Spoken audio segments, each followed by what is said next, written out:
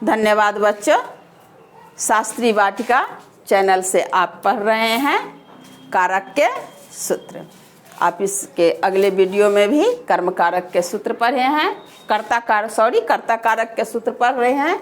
अब इसमें कर्म कारक के सूत्र पढ़ रहे हैं। ये हम आपको पहले ही बता चुके हैं कि यह सूत्र की उदाहरण व्याख्या करने के लिए परीक्षा में आते हैं। तो आइए हम इस सूत्र की उदाहरण व्याख्या करें। सूत्र है कर्मणि द्वितीया।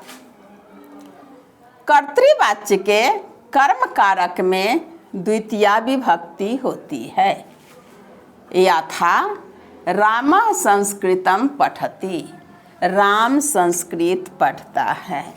इस वाक्य में कर्तृवाच्य के कर्म कारक संस्कृतम में द्वितीया विभक्ति हुई।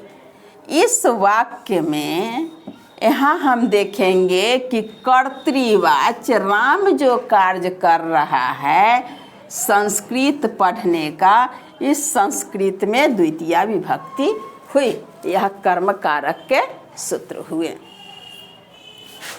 इस प्रकार से अब फिर अगला सूत्र है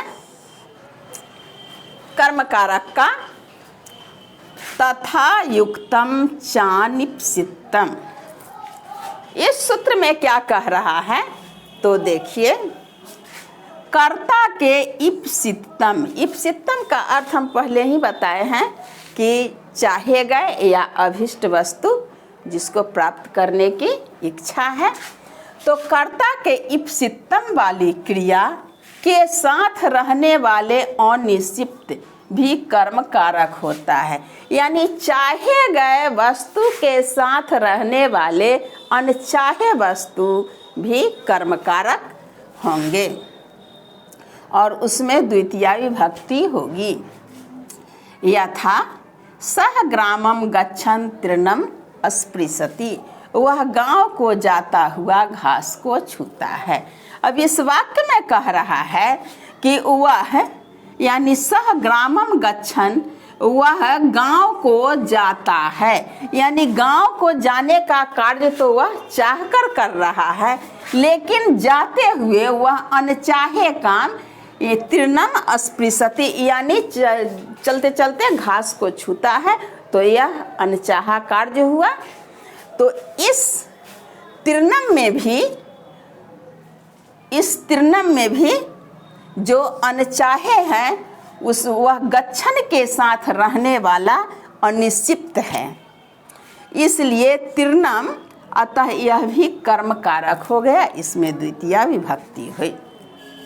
यानी चाहे गए कार्य जो गांव को जा रहा है, जाते हुए वह घास को छू रहा है, जो अनचाहे कार्य है, तो ग्रामम के साथ तृणम में भी द्वितीया विभक्ति हुई। यहाँ दिया गया है कि कर्ता की क्रिया गच्छन के साथ रहने वाला अनिश्चित है, यानी अनचाहा है। कौन है अनचाहा? तो तृणम, अतः यह भी कर्म कारक हो गया। इसमें द्वितीया विभक्ति हुई। इस प्रकार से इस सूत्र की उदाहरण व्याख्या हुई।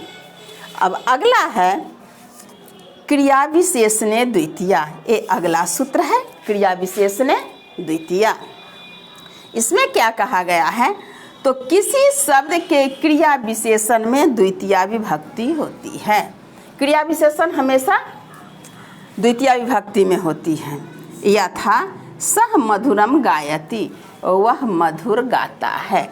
इसमें यह मधुर क्या है तो यह विशेषण है। इस वाक्य में मधुरम क्रिया विशेषण है, अतः इसमें द्वितीया विभक्ति हुई। यह क्रिया की विशेषता बतलाता है। कैसे गाता है तो वह मधुर मधुर गाता है, तो यह गाता क्रिया की विशेषण हुई, इसलिए मधुरम में द्वितीया विभक्ति का प्रयोग हुआ।